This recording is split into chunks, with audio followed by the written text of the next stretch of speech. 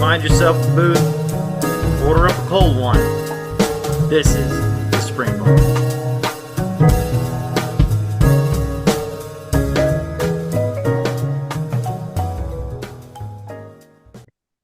Hey everybody, welcome to the Spring Bar. Glad to have you here. I am Florida Mike, today with my co-host Joe and the OC, Casey, and special guest Georgia Benjamin. Ladies and gentlemen, how are y'all doing today? Present. Great, thank you for asking.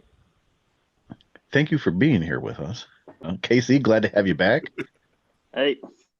It's kind of been hit or miss with you and I the last couple episodes. You're here, I'm not, I am, you aren't. So we're all back as a three. Yes. Indeed. Plus So one. plus one. Plus one. Plus But- one, yeah. So Casey, you were at a flying circus.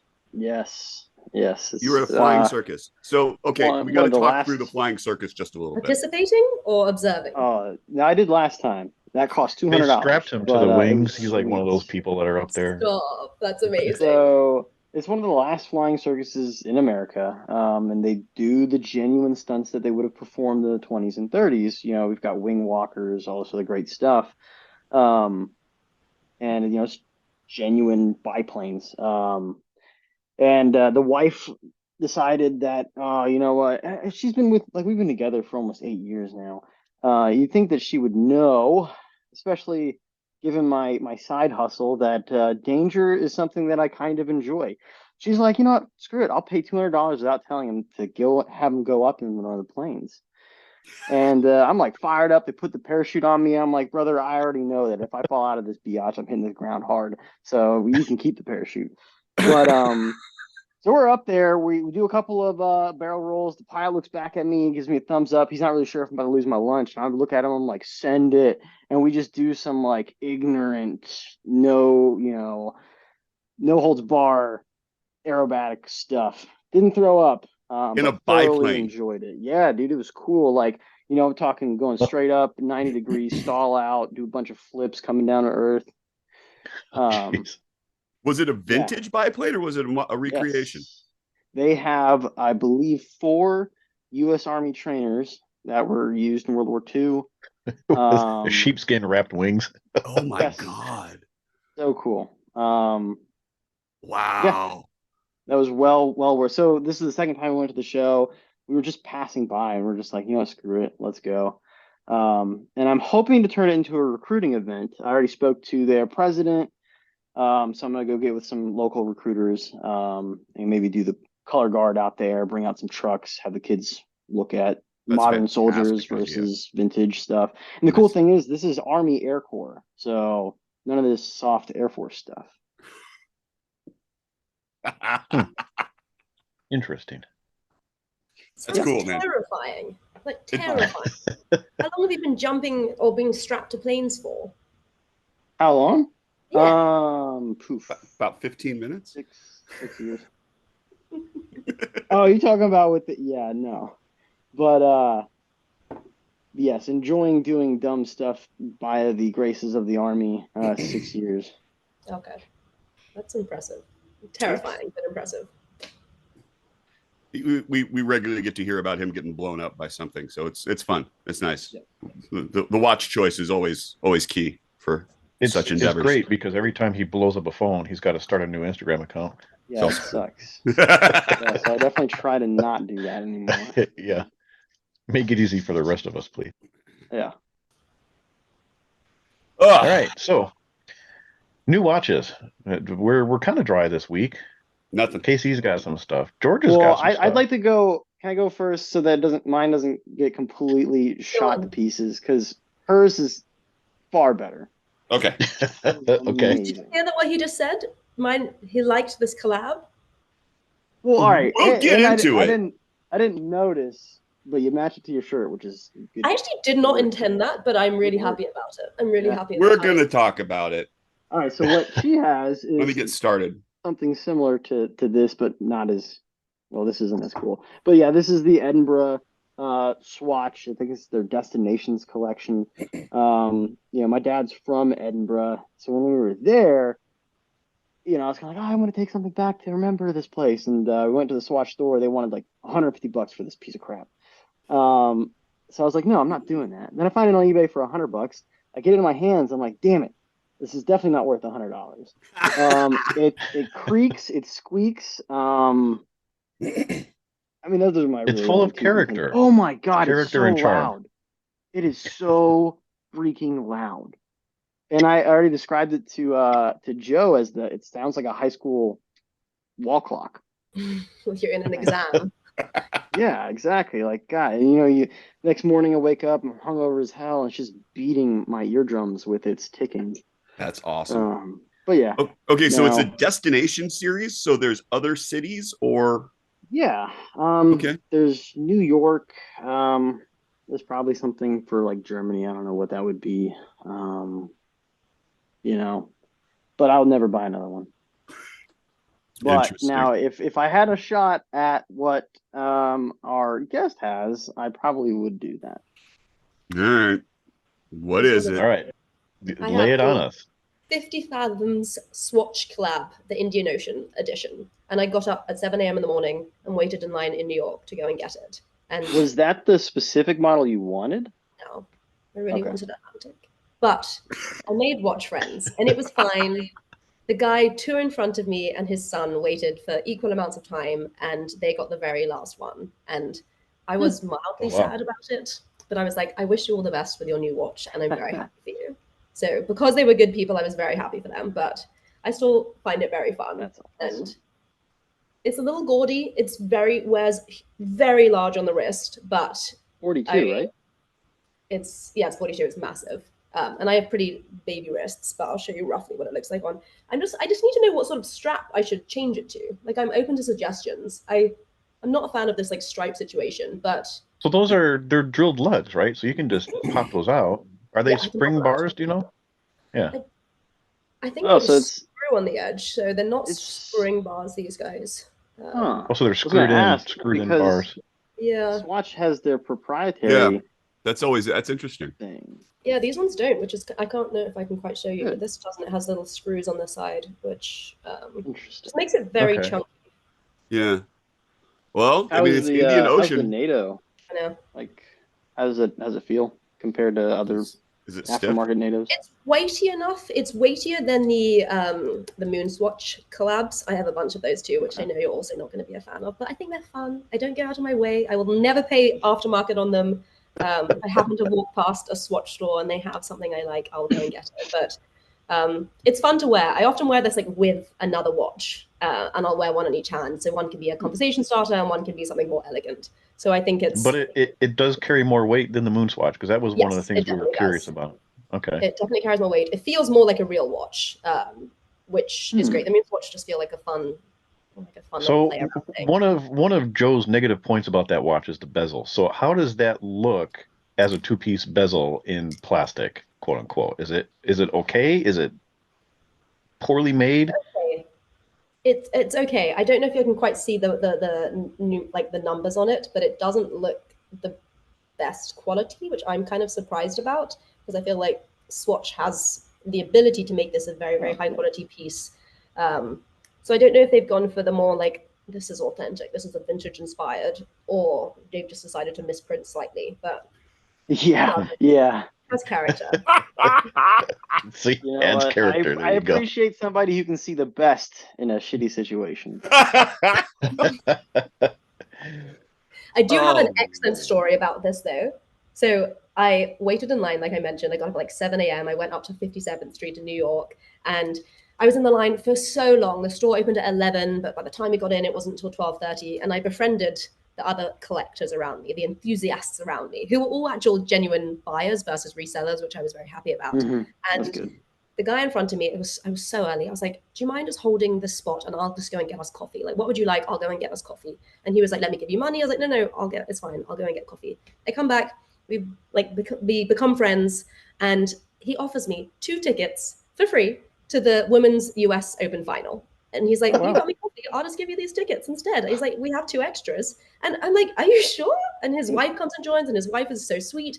And I go and meet up with them later at like 3 p.m. that afternoon with our new watches on, champagne in hand, and we go and watch Coco win the women's final. And so this watch to me means a See, lot. Joe, See, Joe, it's more than just a plastic watch. It's Yes. friendship and camaraderie History. Getting to You see meet how. the nicest and people on a history. Honda. Exactly. So it means a lot to me, this watch. But it's So, no, no.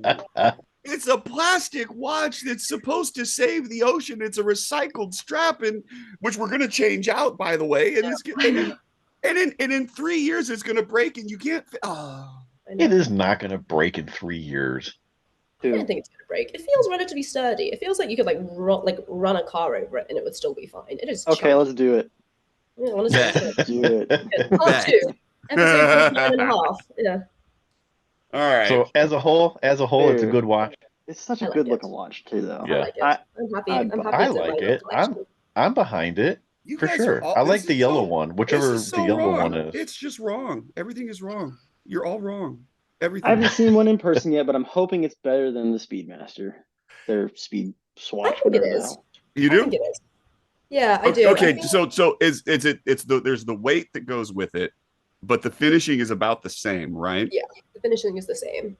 It's the detail on the movement. It's the skeleton case back, which I just want to hack and show you somehow. Maybe I just cut the strap off, but it's got this incredible like ocean style movement on the back, and the fact that it has that little added touch, which only collectors or somewhat enthusiasts will enjoy, because I think other people who just want to buy it for the sake of it wouldn't even notice. So it does have those extra touches. Which, the rotor is an amoeba, right? Yeah. Yeah. Well, it features like something that lives in that particular ocean. Some sea slug. Whatever creature, happens to live in that particular ocean. That's just what's featured on the back. Kind of creepy. I don't know if I can. It's creepy. You can peer through it. I know. I'm like, I promise you can see it. I can see it from here. You can't see it from my tiny little webcam. Oh, sorry. But it's neat. I think it's fun. Like they all are. Like the moon swatches are. They're fun. Mhm. They're not meant to be taken seriously. They're just bright pieces of horological happiness on your wrist. That's a nice little alliteration. Horological happiness. I only said it because I know it's just bothering Joe to no end right now. Are you so unhappy about this? Good thing I'm hungover. That's all I'm saying. He is, I'm yeah. good. All right, Joe. What do you got on the wrist today? What are you drinking? I have this is a sad day. This is a sad day. It's the GMT, the Stormtrooper Bulova GMT, the Loom dial. It's going back. I'm sending it back to Bulova because it was a loaner, and now Is it going back tomorrow? Is this your last day with it? Going back tomorrow. Very Sad. I'm very sad. I really, really, really like this watch. I feel like though it's not going to be too long before you have. It one will not permanently in be. the collection. There's something. This is a keeper without question. So I gotta see about getting one quick, because I will miss it dearly. And I'm going to have to go and find a store that has them, because I'm really interested in seeing what they look like. You'll be impressed. I got to do a full on review of it. I want to compare it with the other, the vintage and some of the other ones in my collection that are similar, so we can you get a solid comparison of it for people who haven't been able to see them. But without question, if you get the chance, check it out. I'm So real quick, without spoiling too much, Georgia, did you get to see one of these yet? I don't know if I did. I didn't get to see new. No? We were diving into the archive, so we got to see some of the oldest and more sort of unique ancient pieces. But I don't know if I've quite seen it. So We'll come back to that. We'll come a review as well. We'll come back to it. Yeah.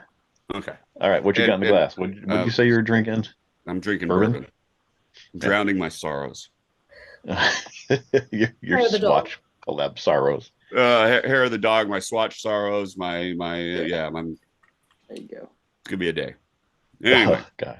so Casey, somebody else goes next. So being in true millennial douchebag fashion, I'm drinking a Sunny D, but it's been vodka-ized.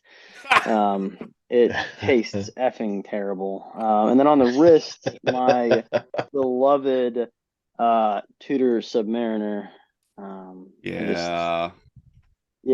That's always a good watch, dude. I really like seeing that one every time you put that around. I am, however, I will say I'm a little bit disappointed of the date window. And you didn't go full mill sub on that, but I Dude. get it.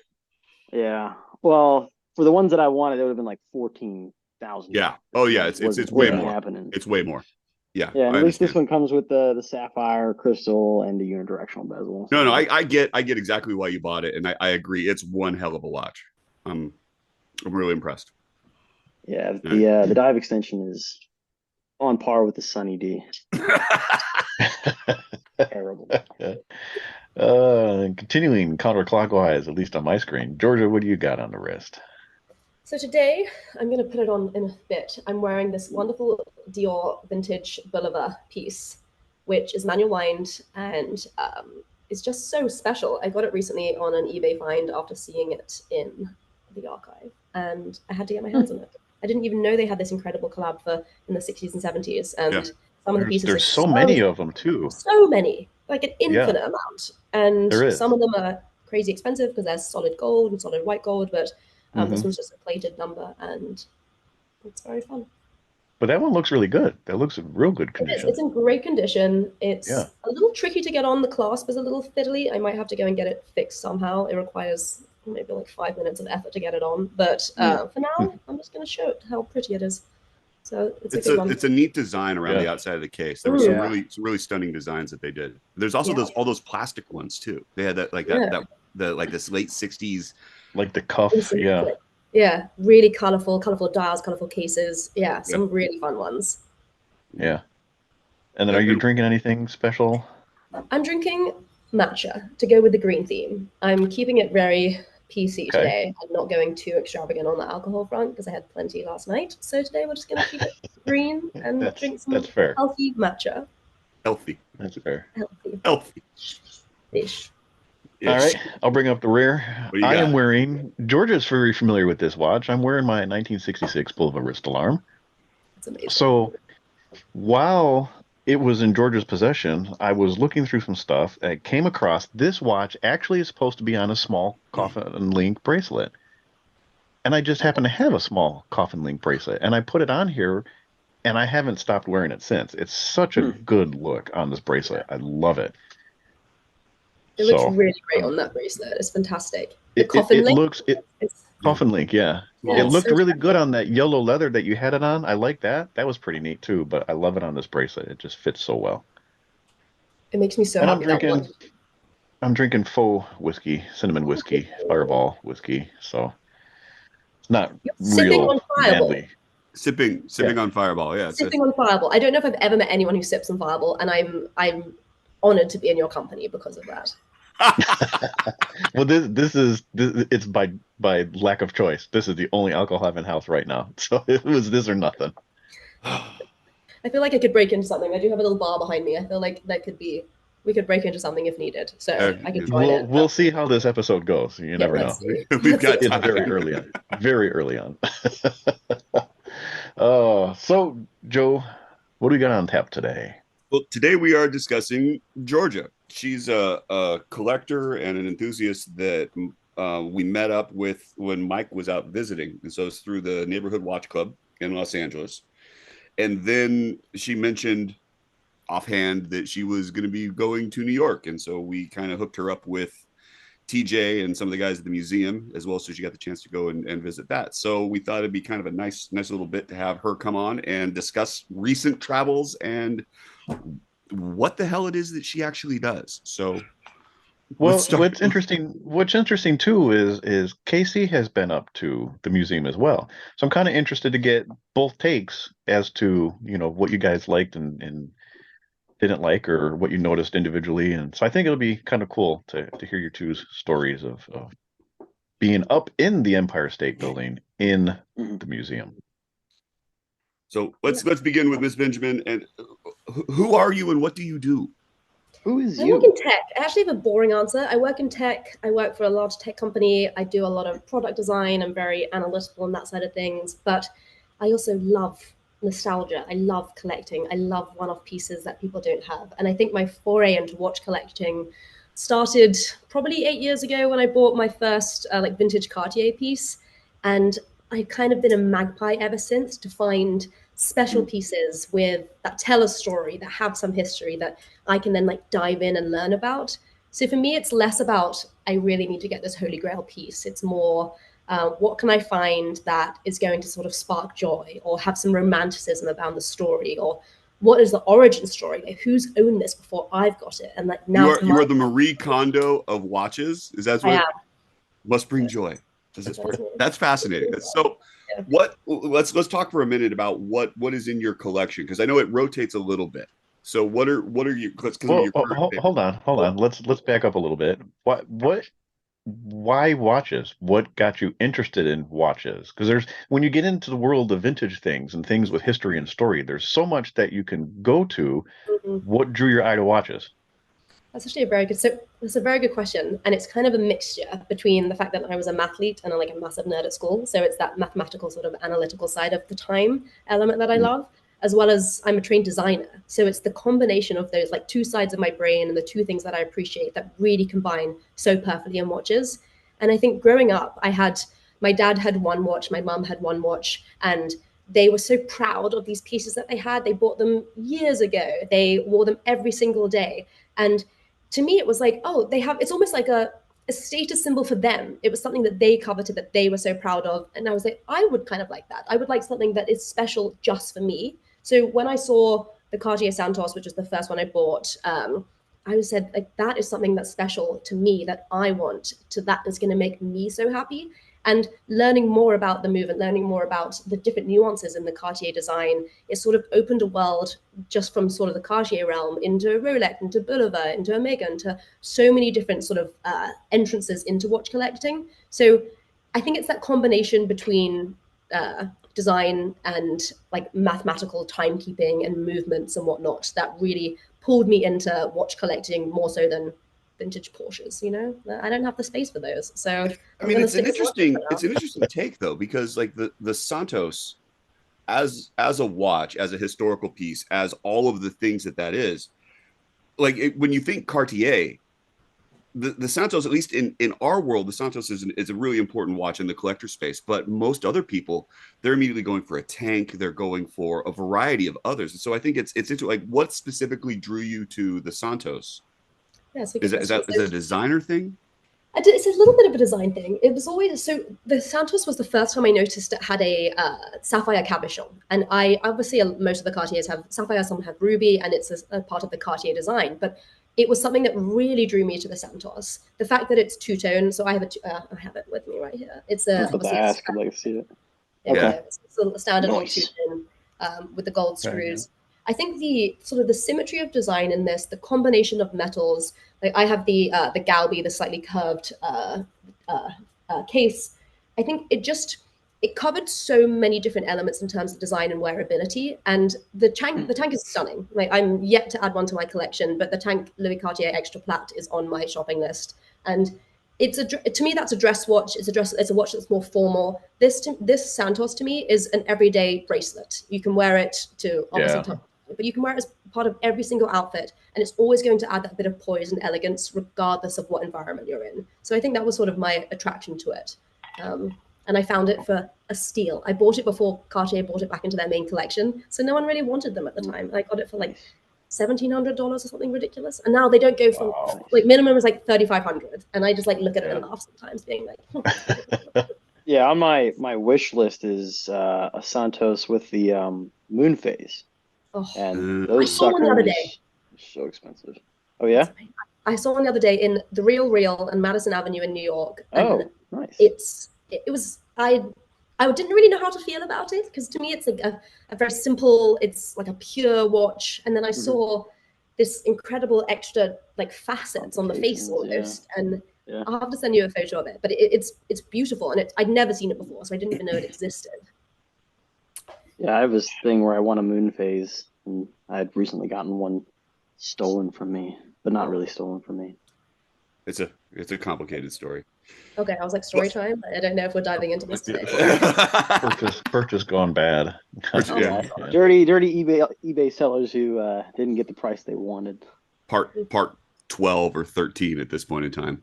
We have a running history with some really weird eBay issues, but doesn't everybody at this point in time? I think though, of the three of us, I'm the only one that's been blocked from buying from somebody.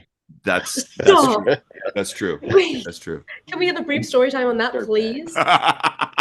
So Well, it so was Mike is a little forceful at times, and you know, He has opinions. no, it was the very last Jetstar that I needed to complete the original series of 10 watches. The seller was asking far too much for it for what it really was. And I messaged him and I was real nice about it. And I said, hey, I hate to be that guy, but I really do know the market on these and I know what it's worth. And this is what yours is at. And I said, I gave him a number and it wasn't a ridiculously low number. It was fair. And I said, this is where I'm at. If you have it up here for a while and it doesn't sell, let me know. I'm your buyer at this price. If you sell it, great, no worries. So he writes me back and he says, well, I can't do that. And I wish you the best of luck on your journey and find it. I hope everything works out. Okay, fine. So fast forward, I don't know, maybe a couple of weeks and some events had happened and it got to the point where I'm like, well, I just need to have the watch. So I'm just going to pay the guy his full asking price. I didn't want to, but it is what it is. So I went to go click buy it now. And the message pops up and says, you are restricted from buying from the seller. I'm like, what? I didn't even know that could happen on eBay. So I tried it again, and the thing pops up. You are restricted from buying. So, okay, fine. So my girlfriend at the time, she got mad. She's like, why would somebody do that to you? That's not right. So she opened up her eBay, and then she bought it through her account. And within minutes, we're talking 5, 6, 7 minutes, the seller messages me and says, hey, I noticed that somebody from the same town that you lived in bought the watch. Was this you? I'm like, wow. this guy. So I told him no. I said, well, I didn't buy the watch. I didn't hit the button. Somebody else did.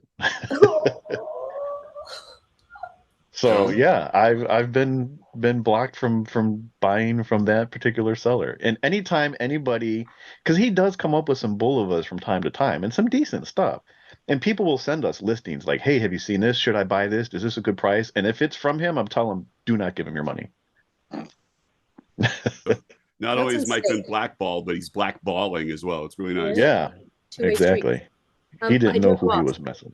when the watch arrived, was it real? Was it working? Was it in the correct order that he specified? Like, were you happy with Bulova it? is one of those weird things. Like people don't fake Bulova that often. There's some weird stuff out there. It's like Well, it's hold on. Remember this one? yes, but that's obviously They got a glare here. So this is Georgia. It's an Accutron Electra Datamatic Bulova. It says it's electronic, but it has a manual wind movement, which only runs when it's face down. yes. Hell yeah. Isn't it? It's like it's a pin lever movement too, right? Yeah. Yeah. So it's done. But For. they're horrible. They're horrible. You see them come up, they're like $5 each. They're great. But I knew what it was, and I bought it just because it was hilariously bad. Yeah. So Yeah. You're not But when looking it for came, it came exactly like I thought it was going to. It needed work. I had to do some work to it, and now it's fine. Now it's worth what the guy was asking for. But the way that it showed up, it wasn't. But it is what it is. It's water under the bridge now. It's fine. I have it. I'm happy. My win, his loss. and now you've been blacklisted. and he's been I'm surprised blacklisted. you- For, Yeah, I can surprise you can still see his listings. I wasn't sure if it would work that like if he blocks you as a buyer, can't he just block you from viewing any of his listings? Like it's bizarre. No, it doesn't. It doesn't work that way. Interesting. You can still because it pops up, and I'm like, oh, that's really nice. I'm like, oh God, not him again. If you need anything shipped So, to LA, Right. we've got other addresses for you. We can help with that. There's workarounds. Yeah, I know. Yeah. It's a underground railroad for illicit Bulova transaction. The Oh, dark God. world of Bulova trading. That's so Bringing it funny. back on track. I don't even know how we ended up here. Talking Bulova. So your most recent trip that you just came back from, you were in New York for several weeks, Mhm. and we were able to send you up to the museum, the archives, which is in the corporate headquarters on the 29th floor of the Empire State Building. So, talk us through what it's like to get through and up there, and what you see when you walk into the doors. Now, hang on. It's Because so from I went to New York a couple years ago, and I knew that Bulova was in the Empire State Building, and so I walked there, and I Yeah. walked in. I was like, "Hey, I'd like to go up to the." And they're like, "You can't come in. Do you have an appointment? You can't come in." Joe was blacklisted. I wasn't even blacklisted. I didn't even like. I they shut me down hard. So you got to go up. You got to go up the elevator. I didn't have quite that experience. I almost did. When I mentioned to both of you when we met in person, I was like, I'm just going to go to the museum when I'm in New York. You both were like, no, you're not. Like, you need an access point. But we can get you in. So I'm very, very grateful for you giving me that access point and connecting me with TJ and Yvette, who were both so like wonderful, wonderful hosts. But it was amazing. So I did get this special QR code, which allowed me up to the 29th floor. So I walked in, I found a certain entrance point, and I showed them this little QR code on my phone that TJ had sent me as an invite. And it was so easy. They were like, welcome up, Miss Benjamin. Here you go. Like, there's open the elevators. It was honestly, I felt a bit like royalty because of this special little QR code. It was quite wonderful. I go up to the 29th floor. You see like a big citizen like branding on the walls of the office there. And then the sweetest man ever, TJ, comes out and is like, so lovely to meet you. Like, what can I show you today? And he brings me into this little archive, which is, it's also their boardroom. So I think it's like their largest meeting room that they have. It has the most incredible views. And it's just got these incredible cases full of different historical pieces. It's got drawers and drawers and drawers of watches, which TJ like ran out. He's like, I think you'd like to see some of these special pieces. So he goes out, gets this like key fob, opens these drawers, and he's like, here's the Dior collection. I'm like, what is this? And there's posters. So we got to scroll through all the different posters, and I love all these vintage ads. And I went there twice, by the way. After I went there the first time, he sent me a bunch of a bunch of the content so I could post it on my Instagram or post it wherever I sort of wanted, and had these like high res scans of all of these different ads that he showed me. But honestly, it was a magical experience, and I just got so excited being there. And they were such wonderful hosts as well, so it was amazing. So I can't thank you enough for getting all right, me out there. So Casey, was that your experience? No. No, I'm just not as good. You don't. Looking, so I already Casey have a doesn't strike have the there. English accent. That's why. It helps. I know. Like, I've been here it for 10 was years, fun. and it helps. Yeah. No, so the wife's phone died, so I didn't have her QR code, so I had to go ask somebody at the front, and they're just like, what? You do not have access to the restricted area, which already triggered my male ego. I'm like, what? You're challenging me? No, I challenge you. And that's awesome. You know, the waving ensued. Casey on the floor.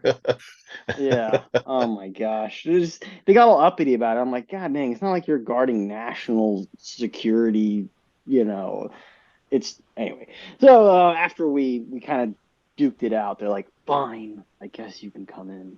And then we went upstairs, and there was this guy. I don't know who in the office speaks German, but he just like, this guy opens the door. He's like, what do you want? And then I'm like, oh, I'm here to check out the museum. Forgot what he said, but I could tell he was German from his accent. So He probably said 9. I muttered something to the effect of, wir sind bloß Leute, we're just people. And so then that kind of got him off guard. He's like, oh, crap, this guy knows what I'm saying. Maybe I shouldn't be such an a-hole. Anyway, but TJ, he was the man. After we met up with him, then everything was good. Everyone else, maybe a little lackluster. No. But of course, maybe when people see my face, they're just like, oh, aggressive. I should be aggressive too. And then I already set myself up for failure from the jump. Well. Did you get special cookies, Georgia? I didn't I did get some other treats though. I didn't get special cookies. I got other treats. I totally forgot about the cookie that I had. Yeah, look at he's still got the. Still got the cookie? Yeah. It's from the I'm Accutron launch. Jealous. That's amazing. I wonder when that's going to mold over. Yeah, put it in the freezer or something, or maybe at least a Ziploc bag. Like, let's get no further. I think there might be enough preservatives in that for it to hang on for a while. You could be Get okay. Some clear coat spray paint and just. Oh yeah. But yeah, you can do that too. Shellac. See, this is the part that gets me, is it because you two both have multiple collections. You've got multiple watches in your collections. You know, Casey is working towards a 7-watch collection, quote unquote 7-watch collection. Yeah. Well, yeah, and as you know, one. You have to read the fine print, okay? Yeah, that's true. No, you're right. But Mike and I are. Neither of them are as large a Bulova collectors as we are, and yet we have not been to the museum. Have not been. We're facilitating facilitating our dream and other people. Well, doesn't Well, love the grow great- stronger through distance or something like that? Hey, what? Never meet your Yeah. heroes. That too. Yeah, exactly. We're very All right. grateful for your support and your facilitation to get us to live your dreams. So thank you for So that. I'm curious. Absolutely, not. We love doing it. We love helping out. So we're just giving everybody a hard time. Watch fan. And of course everybody in Bulova, Michael and TJ are the two that really set everything up for us. So hats off to them for doing this and accepting everybody as well. But I'm curious to know what each of your favorite watches within the archive collection were, Okay, because there's there's so many, there's so much stuff, so many, and it was and I know when Joe and I do go, and this is in the works for us to go up beginning of next year, I know which one I really want to see, and it's a very weird choice for me, but we'll get into that in a little bit. I want to know what your guys' favorites were. I have a couple, but I think my favorite one was they had this incredible two-tone jump hour, which was so special, and it was in like the very first case when you go in on the left side. I'm such a sucker for jump hours. It's the mechanism that it takes to build a jump hour to me is magical, and it was just such a special piece. I also loved seeing the original hack. They had one which is like 100-something years old, this incredible Bulova hack piece, which was just so special to see how it's developed till now, obviously in their main collection.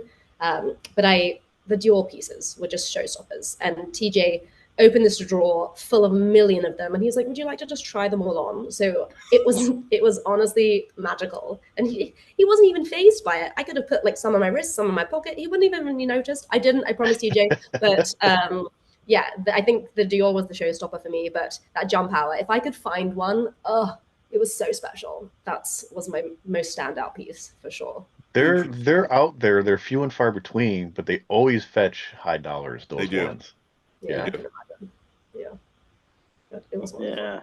If there was one that I could buy, like that's kind of so Omar Bradley's watch. Yeah, those I would have Accutrons. freaking bought Yeah. one, but I don't even want to know what those cost. I was on a forum and somebody had one. He Oh had my just God. gotten it, and he managed to get it authenticated. So like they're out there, but they're because he gifted those. Mm, So like that he wore one, but then he would give them out, and he had the special dial printed with the 5 Yeah. stars on it to show 5-star General Omar Bradley, because why not? I mean, why shoot, not? when Right. yeah, when you're top dog, might as well Yeah. flex, I guess. You know, That's but interesting. yeah, it was so cool. That is cool. That is cool. All right, what's yours, Mike? I really want to see the Elvis watch. Oh, it was cool. It was really cool. I'm not a big Elvis fan, but there is just something about it's the Accutron, the 521 case, kind of like the TV dialed watch, and it has the EP engraved on the back. Yep, that's Oh, the that's one. that's the Bradley watch in it. I wasn't allowed to try that one, but it was It was cool. under glass. Mm-hmm. But the Elvis Automatically watch, I sealed. think, would be really cool to see in person. Just to be in the presence of something like that. I don't know. In the presence of the Elvis watch. Yeah, Of the king. I mean, just think of where it's been. Think of the stories that watch could tell. Oh my gosh, it's so true. That would be Now amazing. the question is, which one did he wear more, the Hamilton or the Bulova? Yeah. Well, the Hamilton was in the movie, right? He did the Ventura in Blue Hawaii or something like that. I think. I don't know. I don't know. I'm not I don't really. know. I don't follow Presley that closely. Well, see, I don't know because I'm not a huge Elvis fan, but still, just the Elvis watch. The Elvis watch. Cool. It has this echo as you see it, just It does, yeah. whispering in Yeah. your ear. But they also Interesting. have the sword. They have one of the Oh my God! Yes, golden clipper swords on the wall. that thing's You had to have badass. seen that. I'm going through my photos because I don't remember seeing this. So while you're doing that, as the story goes, they had the Golden Clipper line of it was maybe half a dozen different watches in the Golden Clipper line. And when you bought one, you were qualified, quote unquote, to be able to That's the that one sword. right there. That's the sword. to be able to purchase, what is it, through mail, Joe? Do you know? Casey, I'm not I sure don't the even entire know. story. I don't think know we that would get story. it. So It was mail ordered. It was a mail order thing. Mail. mail order And sword. then you could order the sword, and they were only did, I think, 300 of them. It was a very limited number, whatever the number was. And now to try and find one is near impossible. I've never seen one. I've never seen one either. I think that's a pretty cool piece of history. Now, though, I do too. want to know what the marketing connection was. Like, I've never bought a watch and thought, you know, what would go well with this? A Sword. I'd like a claymore with my Rolex Explorer. Well, I mean, Honestly, for the man price. who has everything, right? Yeah. Yeah, all right. But it's a neat sword. It's got golden clipper etched Oh, in the it's so blade, cool. and yeah, it's cool. I'd love to find one. It's a neat sword. You know, for my massive sword collection, that's the one that's going to bring the whole thing together. I just Well, I Now, mean, look, I have the perfect space on the wall right next to me where I I've could got the just blank mount it spot right right. there. I've already Yeah, lined and I it have out. a golden clipper, so therefore I should be I entitled to have be a able to sword. have one. What? See, there you go. Well, I do mean, support this purchase though. I support this as a nice support to your existing watch. I think you might need one too. Let's see I mean, if you can track this down. swords are a dime a dozen, though. I mean, really, if we're talking about that sort of thing, I got a sword right here. I mean, we're okay. Yeah, You don't have a sword? Oh, wait. I don't have a sword. That's the one you use to open up the Yeah, champagne and stuff, this right? is my champagne saber. Aha. Okay. Now I'm talking. I like Oh, I like this. okay. Well, now it's all right. I'll bring the champagne next time. This is perfect. Yeah, we can make There that you happen. go. So you went up twice. What was the second visit now? The second time was wonderful. So Yvette also worked in marketing there, and she was a host the second time.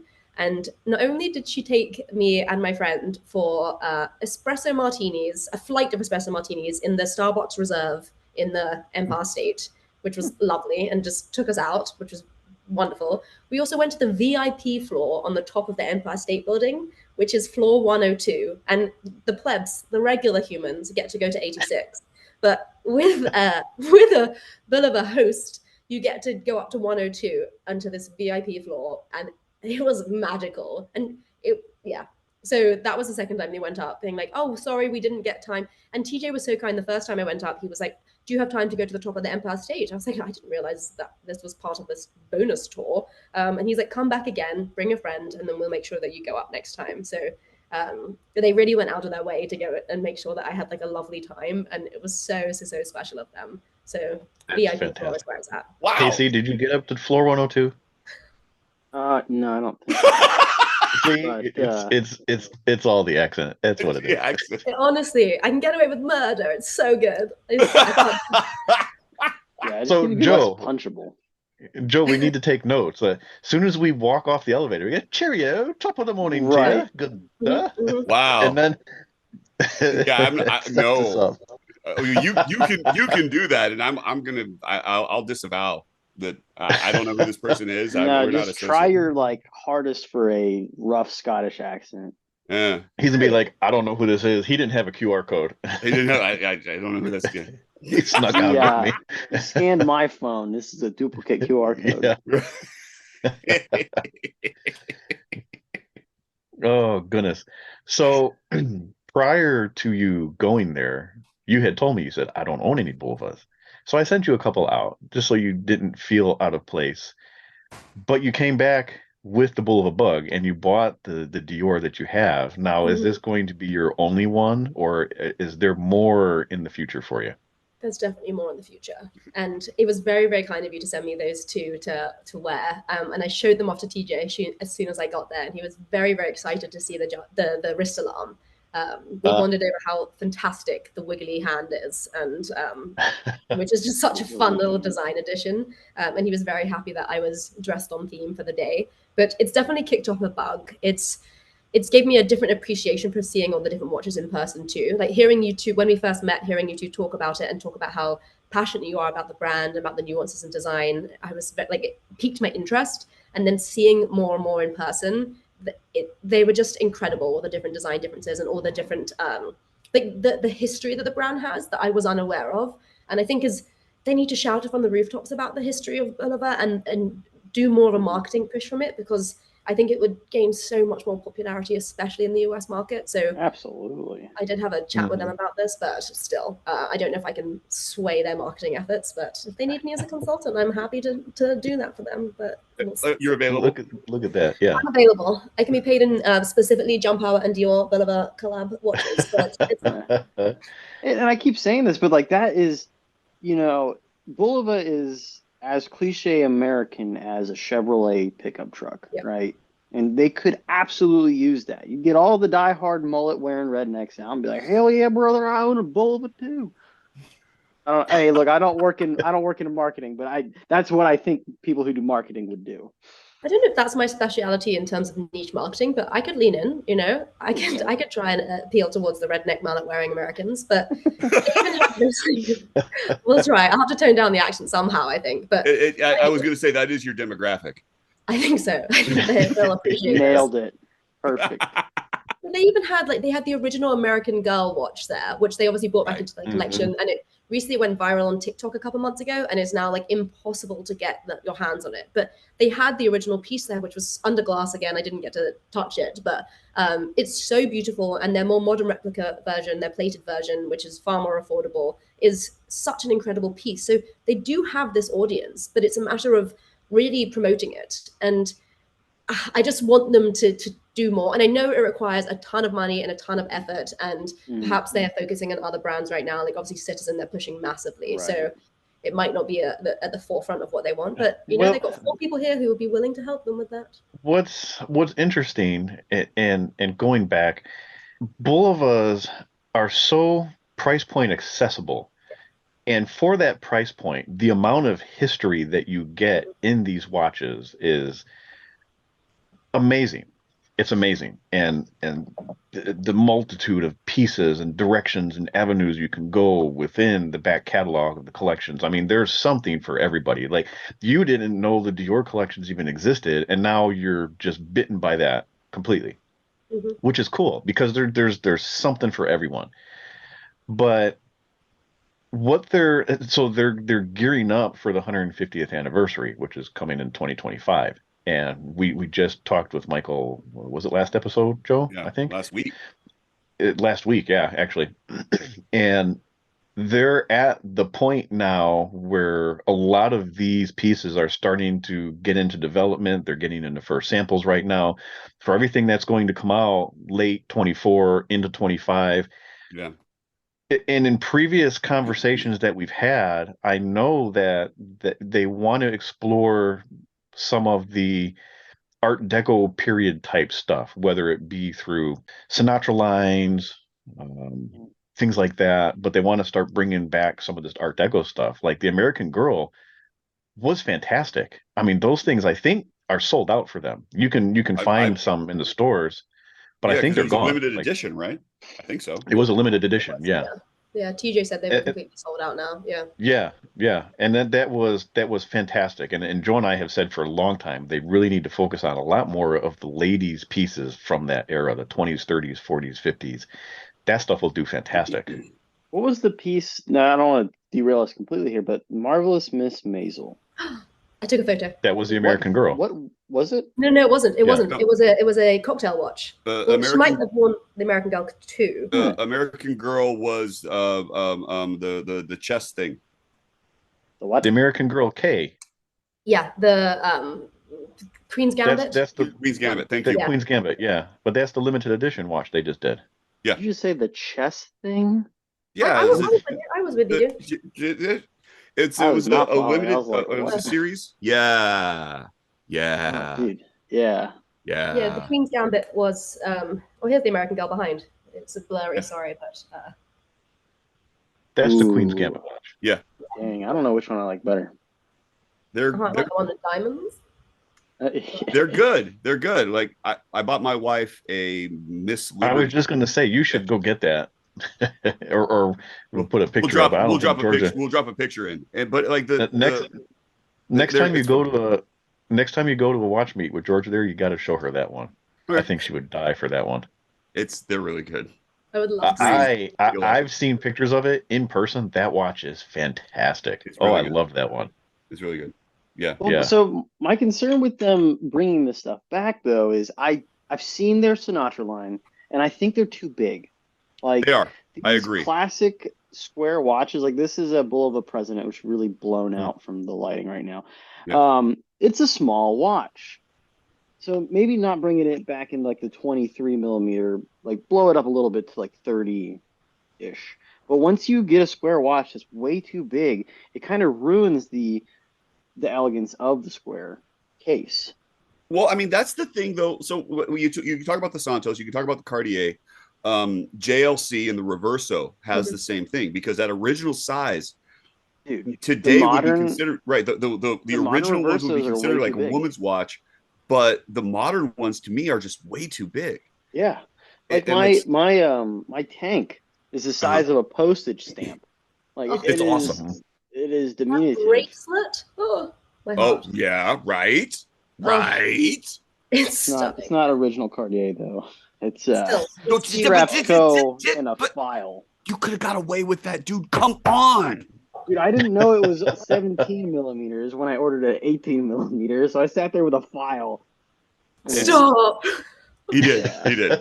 I didn't file the tank. I filed the bracelet. Yes, thank God. Oh my gosh. The presence that those square and rectangular watches have, though, it's such a weird. It's different than the round dials, and so like you can get away with a much smaller watch. I've got a few. I've got my great grandfather's watch. I've got others from the same era, and it's that narrow profile. But like you get them just a little bit longer. Anybody can wear them, and I think that if Bulova wants to look at that as sort of a unisex piece, it'd be great. It'd be so good. Right, and you and I have talked about it, especially when wearing the tank or something of that size. At least for men, certain men who like buy into the whole macho image, sometimes they struggle to wear a smaller piece. But it's such a deliberate choice. You have to be very confident in yourself and who you are to go ahead as a man to wear a small postage stamp size watch. Yeah, you just own it.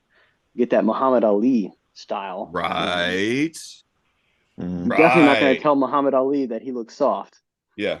I Take think your it's Cartier becoming off. more of a thing, though. I think men wearing smaller watches, women wearing larger watches. I feel like the like genderizing watches is becoming less and less prevalent, and it's something that like I really want to focus on. Like I'd rather women be able to wear as big a watch as they want because it's more of a statement. And if Timothy Chalamet wants to wear a tiny little Panthère, like he looks fantastic in it. So I think I do agree with like Bulova avoiding making their pieces too large because it will perhaps alienate some women because they don't want to wear something with such huge wrist presence. But if there's something in the middle that will appeal both to like small wristed people and large wristed people, I think that could be like the happy medium.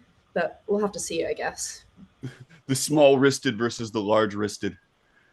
It's a whole new way because some men have very small wrists, and I don't. I'm on board. I'm aerodynamic. Okay. KC's got dynamic. I'm built for efficiency. He's okay. Definitely built it slightly different, but regardless of that, it's like the size consideration is always an interesting discussion, particularly when it comes to design, because is it dial width, is it lug to lug, how do all these things wear, what do you do with all these different considerations? To me, the idea that it's like you still have to wear it, and certain watches work better on certain people, and it just has to do with like wrist architecture, and there's really no way around it. There's watches that I would love to be able to wear that I just can't because they don't fit well for me. But then there's other watches like size considerations are all right. Is there too small? Not really, because it comes down to design. Really.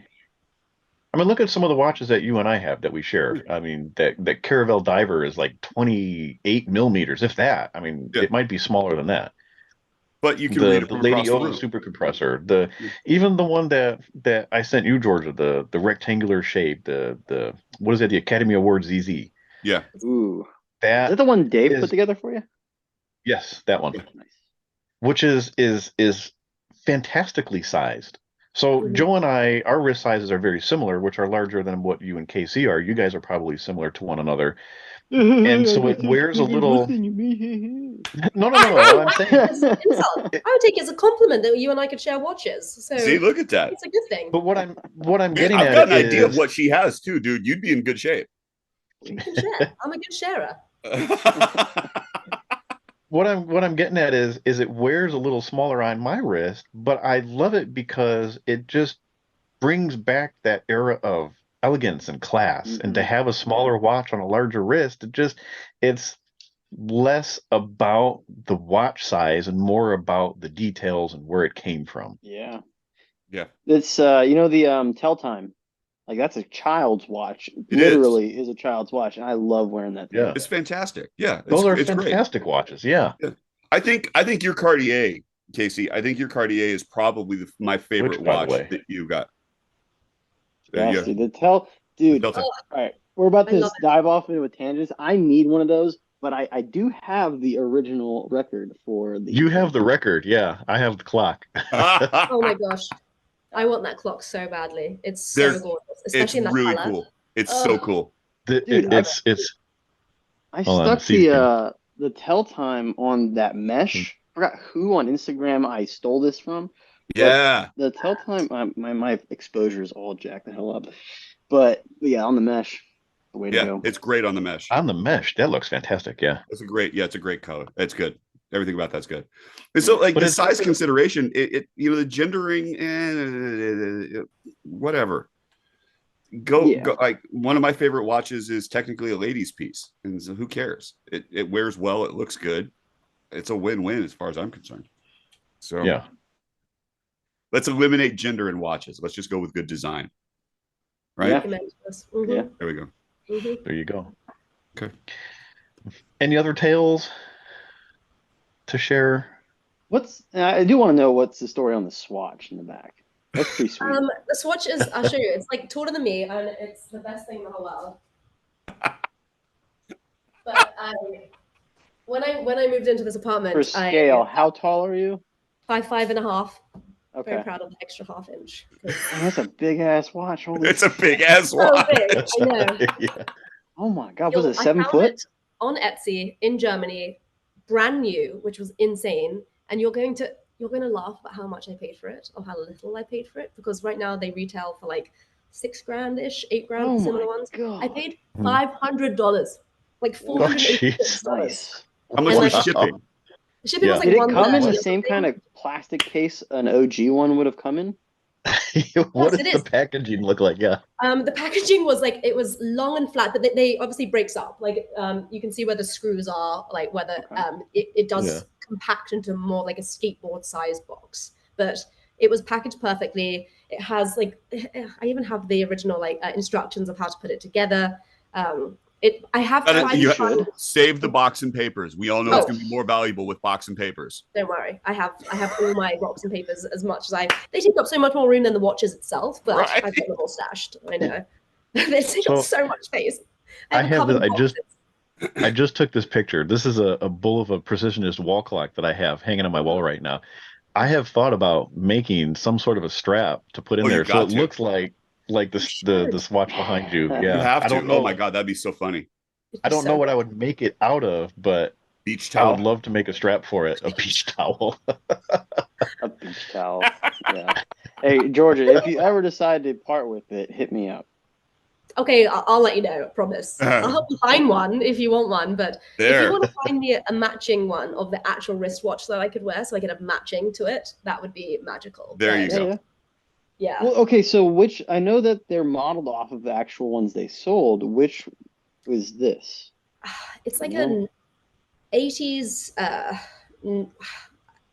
I do know, but I don't know, and I don't want to speak out of turn because Okay, but yeah. there is, it does exist, and I found Cool. like one broken one, which I'd be like, why do I want to own a broken one? I could replace the Right. strap, but it's kind of pointless. So Oh, I'll man, find yeah, the name.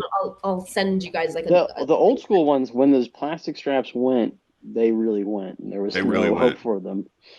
Yeah, I know. They said for this one to avoid getting it too warm because it does bend and like the heat Oh. will make it warp and then it won't be able to ever go straight again. So Oh my! that's why it's hanging. It Really? has to be.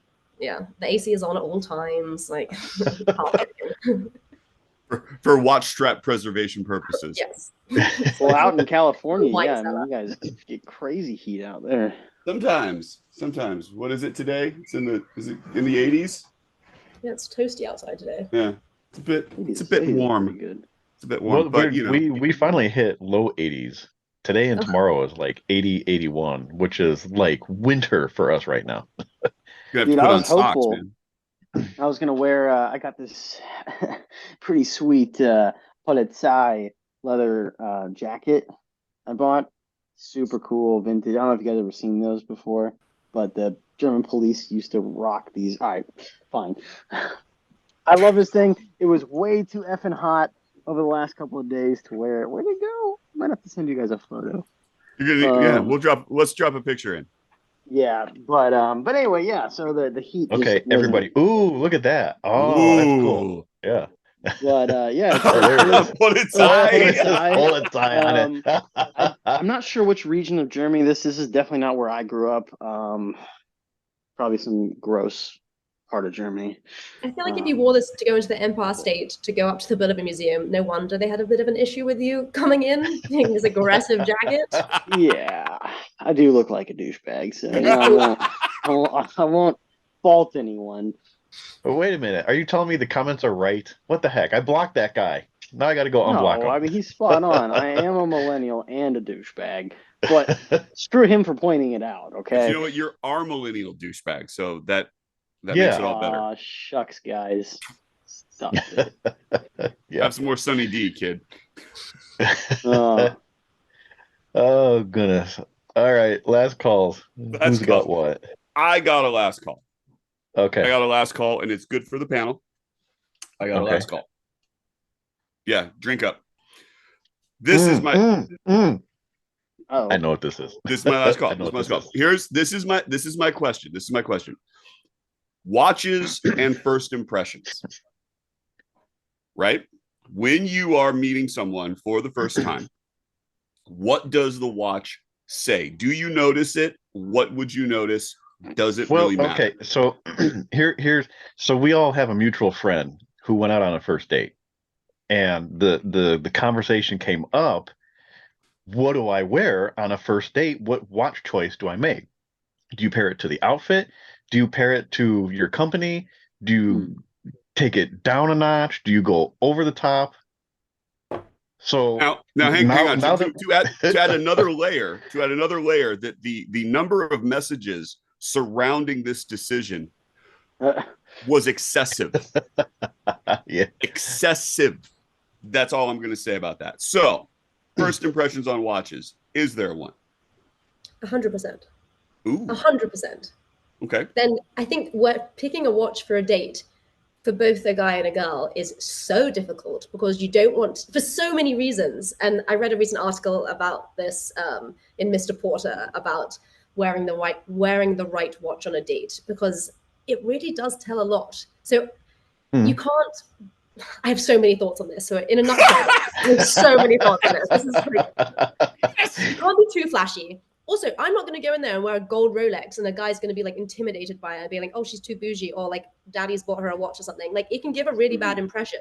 But I also want to be like, no, I actually know what I'm talking about when it comes to watches. And I don't want someone to be like, oh, your watch is wrong. Can I set it for you? Like, no, don't try and like mansplain me about watches, sir. So I think like for me wearing a watch, I'll probably wear it with my outfit, but I'll probably wear something interesting that could be a conversation starter should they have interest in watches. So I try and wear an interesting piece that's not going to be flashy, if that makes sense. But guy wearing a watch, Okay. So yeah, it's interesting. So you're kind of lean towards what my opinion was. I was leaning towards the classic how did I describe it? Classic and tasteful look.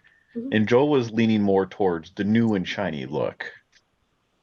It depends what you want the person to notice. If you want them to be, it depends what you want. Well, okay. The thought process. I was discussing this with my wife, and I said, "Do you remember what watch I wore on our first date?" She's like, "Did you wear a watch on our first date?" So nice. Right, but it becomes an interesting question. It's like, is that right there is the woman for you? The fact that you didn't give a shit, hell yeah, brother. You can Why do you wear think I have whatever so many you watches? want. But it's less about the memory of the watch than it is the watch being Well, part of the first impression and the it goes, but outfit. it goes both ways. Like do you notice the watch, and are you looking at the watch? Does it become a status symbol? Does it become a any kind of Conversation symbol, aid. or is it the fact like, oh, he wears a watch, that it means that times him, or what? There's numerous messages that can be sent by wearing a watch, because a lot of people don't wear watches currently. Like, my cell phone's way more accurate than anything I can have on my wrist. So is it a throwback? Is it, obviously I'm taking care of my appearance, I'm matching, there's so many different messages that go with it. Just a question, like, does the watch actually say something? And Well, if it does say something, can the other person read it? right. Because I could say, oh, Well, I'm going to okay, wear so this that's a particular. two-way street then, right? It is. It absolutely But is. to that point, I can confirm that our mutual friend did go the classic and classy route, and the watch was noticed and received in a good way. That's good. So that bodes well for a potential future relationship, I would say. Against all advice, by the way. Just Really? so- You so- said go flashy, go big, go tiny. Against Joe's advice.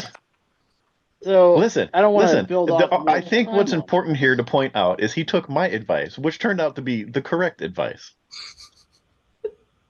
I think regardless of what you expect the recipient to read from your watch, I think you have to choose how you want to come across to them. So do you want to have something that's Yes. timeless and elegant? Do you want to have something that's flashy and that's going to show off something else? Do you want to have something that's like really vintage and special that like they might not even care about? It's more, how do you want to come across to that person on your first impression? So I think you have to choose your wrist attire accordingly. There's a confidence level that it comes. Like, if I'm wearing a watch that I know is going to make me feel good, yeah, I get that, and I think that really, if you're trying to do that for someone else, that's speaking poorly, versus like do it for yourself. That there's a whole different Well, conversation. but that's another interesting element, because for someone like Georgia who's into watches, and if you're going out on a date with somebody who's also into watches, there's a different dynamic there, because they're going to be received differently than the average person going on a date with somebody. You're not, I guess, as worried about, are they going to notice it? What are they going to think of this? They're going to know about this watch. I feel like that puts more pressure on the decision than going out with somebody who doesn't know so much about the watches, where it's just a piece of jewelry. That's actually very true. It's Yeah. because if you know they have a prior interest, it's like, do you want to wear something to show that you're a serious collector in terms of like price of your watches or like value of your watches, or do you want to show something that you're really into these like nuanced, tiny little details, and you have this avid collection of whatever it might be? So it does show you off for first impression of to what style collector you are. Like if I wear a funky Yeah. swatch, not necessarily a collab swatch, like a vintage fun swatch that I might find funny, and I go on someone with some like flashy Daytona or something, who's going to be like, who is this Joe Schmo with this silly watch? But but if that's how I want to come across, it's a choice. So I do think about it quite heavily, and often I just wear two. I'll have one on each wrist, and I'll be like, There, this is see, a- right. All of a sudden, now There you go. Double, Yeah. you've double wristed, and the level of definitely pretension has changed completely. It's Yeah. a Yeah, but then he fascinating comes, he's like, question. "Oh, you're one of those people." I'm gonna be like, welcome. Yes, I am. Welcome. Right. I'm glad you know this now. Well, it's a fascinating question. It's like, so if I'm going out and I see somebody who's wearing a swatch, I'm like, oh, okay, and I can immediately place it's either, and particularly if it's a vintage swatch at that, it's like, oh, fantastic, we have something to talk about. Versus somebody who's out there with an Apple Watch on, I'm like, okay, You care about your health. Nice. maybe you care, but you definitely care about your email. So. Yeah. I always bring it up though if I'm meeting someone new, or a date or not date, friends, whatever, and they're wearing an Apple Watch and I'm wearing a watch, I'll bring up that I'm into watches. If it comes up in conversation, I won't just force it down. And often people will respond about their Apple Watch and they say, I love this for tracking my steps or my health, or I like it for X sort of notifications. But I do have other watches in my collection that I wear in the evenings and whatnot. So often I get that response when I talk about Apple Watches, which is kind of interesting. So I also love it when people wear like an Apple Watch on one wrist and a regular watch on another wrist. I'm like, this is great. Like comfort and practicality. It's I think amazing. if somebody shows up to a date with an Apple Watch, that's a red flag. Especially if they own other stuff and that was the best choice you came up with. Yeah. Like, where have you got to go? Like, you've got to check Slack right now? Like, am I not more important? Like, yeah. I have to check Slack. I'll honestly. be right back. Yeah. Yeah. Oh, that's fantastic. All right. Other last calls. Anybody else? So mine was just inspired. This. Oh. Right here. Your Aura Ring. Oh, bang. Yeah, she knows. Yeah. Tell us why you love it. I don't have one. I would like one, but tell us why you love it. So my doctor was like, son, your heart is going to explode if you keep drinking those energy drinks. And I was like, well, you know, I need them to stay awake because I do a lot of sleeping. And so then she was like, oh, you should get an Apple Watch. I was like, over my dead body. So then I looked at what my alternatives were. And Aura came up, highly recommended.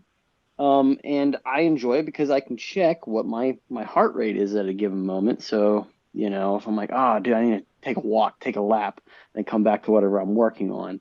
I can do that. And it tracks my sleep. So now I can be like, all right, it'll remind me, hey, you need to go to bed at this time to achieve the best possible sleep you can. Hey, maybe you shouldn't have slammed 3 beers prior last night because now your sleep's jacked up. Stuff like that. How do you charge that? So is it a smart ring? Is that what that is? More or less, yes. Right. Really? And so it's pulse, sleep cycle, and it's got, so you put it on that and it's okay. It charges. So I'll charge it once a week. It's got a really good battery life. It's got all these little sensors crammed into the bottom half of it. Okay. So it doesn't do blood pressure, probably something I need. But you know, pulse it does, and it'll track your sleep, it'll track your steps. Pretty much most of what you want from an Apple, with exception of the blood pressure, you can get. And I bought mine used because your boy wasn't going to spend no $300. $150, well worth it at $150.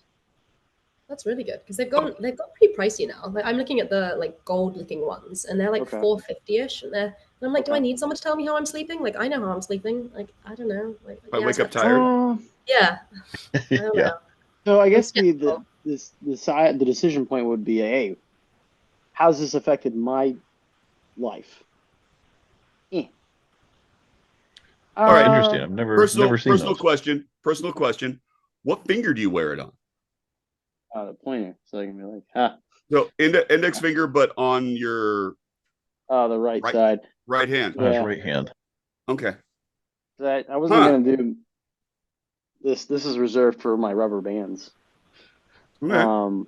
But no, the only thing I don't really care so much about the heart rate thing as much anymore. I thought it would help me to avoid stuff at work that like causes me to like stress out, and maybe I would be a little more emotionally conscious of that. That doesn't really panned out. The sleep has improved though.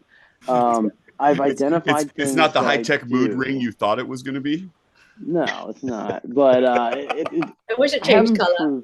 Right? If it flashed red when you're like your blood pressure is real high, and you'll be on like Zoom calls, and you'll be like it's flashing red with anger. No, it does. It does flash green and red. I don't know what those two colors mean, but it will do that. It didn't come with box and papers? No. It did not. I'm just happy it came with the charger, so we're good. There you go. Important thing. But yeah, no, I've changed things about my lifestyle that helps me sleep a little more. So and that's maybe interesting, dude. Not getting smashed before bed helps. Yeah. That's kind of like a general life lesson. I don't know if that's necessarily sleep in general, but I find that if I don't drink excessively regularly, things are significantly better for me in my I don't know life. how you can operate. Yeah, I know, right? You're far more crabby when you don't. It's true. It's true. It's amazing. Maybe they wouldn't have hassled me so hard at Bulova if I wasn't shit-faced. See? Perhaps. See? There you go. So Alexa, Have some carbs. Here's a cookie. Please eat this. You're a bit drunk right now. You're not yourself when you're hungry. Yeah. Bring a Snickers with you next time. Bring the Snickers. Georgia, you got anything that you want to discuss? I want to know what's next on everyone's list. Ooh. Next purchases? Yeah. Which watch is Oh, on your man. shopping list? I know that the list is probably infinite, but what is in the near-term shopping vicinity? All right. Sure. I'm done. I know. Go on. I'm Go getting on. this. This is coming. Oh, that's exciting. It's yeah. happening. Nice. It's happening. It's too good. It's so fun Gotta that you were have 'em. able to try it for so long too, to really confirm your purchase. It's so nice. It was. I knew I was going to get one regardless. It's a. I have a history. I have a history with this watch. I claim it. It's my design. They don't acknowledge that, but it doesn't matter because We'll give we you know credit it's here. we know it's We'll give all you me. credit. We know Yeah, it's all me. safe space. Right. So Joe's been asking for a white dialed Devil Diver for a while now. I'll be getting one of these in the near term future. So that's definitely on my list. Mike? So, of the new Jetstars, we only got 3 in the US market. Mm. Then when you get into UK and Australia, they got 2 more editions. So I have recently received the Black Dial UK and Australia version, but there's also an all silver version on black leather strap, which I have to track down and get, so that way I have the full set of the modern Jetstars to go with the full Now set. can I of throw? the vintage I'm going to throw a Jetstars. wrench. I'm throwing a wrench because Complecto is coming out with one. Well, so Complecto is doing their limited edition, which is being released tomorrow. It is. And as I understand it, it's being open to the members first, and then whatever doesn't sell gets released to the public at whatever date that's predetermined after that. So I don't know. There's only 100 pieces of that one, and I feel like I know. I saw that. Okay. That. I feel like I might miss out on that one though. You might. Aftermarket's going to be. That's okay because there's going to be more coming. Hopefully. Maybe. Might be another variation. If you need We'll me see. to get anything from London for you, I will be there in about 2 weeks. So if you need me to bring anything back from over the pond that way, then let me know. I can be your. There you go. Conversations maybe. All right. Conversations. Yeah. We can discuss offline, but happy to be a watch mule for you, whatever you need. Watch mule. So I'm curious now that you bring that up, is that green dial, is that a UK edition too, Joe, or is that strictly Italy? I don't know.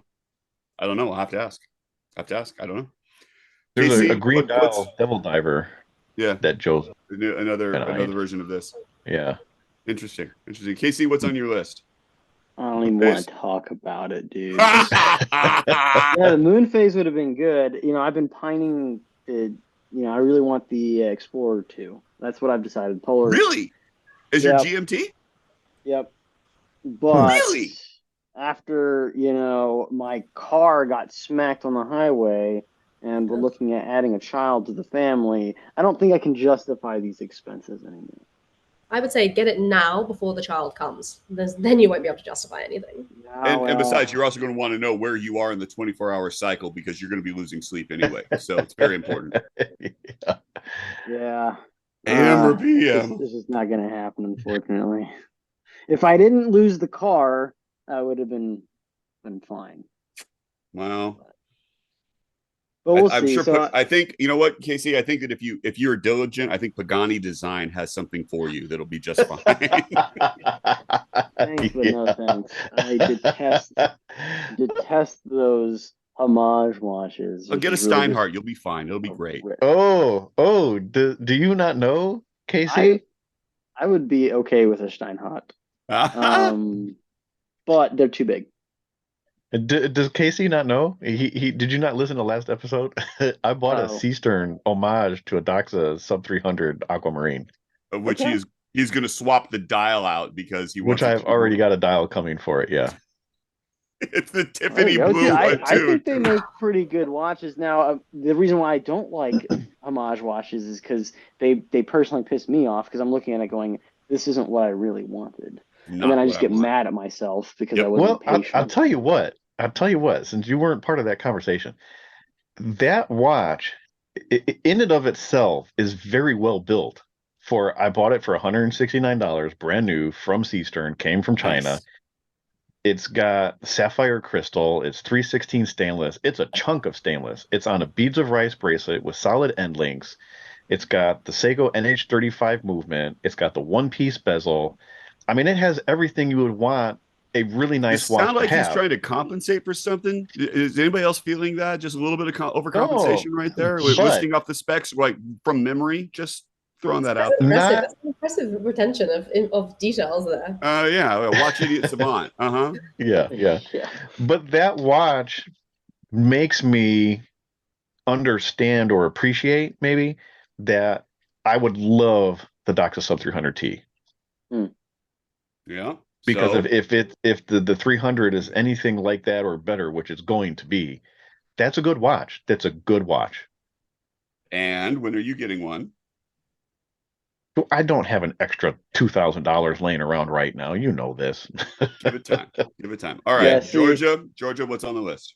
Mine's a little one. Mine is it's a Hellbros from the 70s, and it's the backwards goofy watch. I don't know if you've seen it. It's like a 17 We've jewel discussed movement. this one, yeah. It's anti-clockwise, and the hands are it just makes me laugh. I saw it at Rosewell Flea, like one of them, like 2 months ago or something, and it just made me like giggle. I was like, this is the most pathetic but wonderful watch with incredible movement and such a nod to like Disney and everything that Goofy's about. So this is on my list. I found a couple on eBay. I found one at Manhattan Beach Watch Repair, which I might go and get from there. But they're about 500-ish. They're not crazy, but they're just All right. Well, hang on, because you mentioned this when we were at the meetup.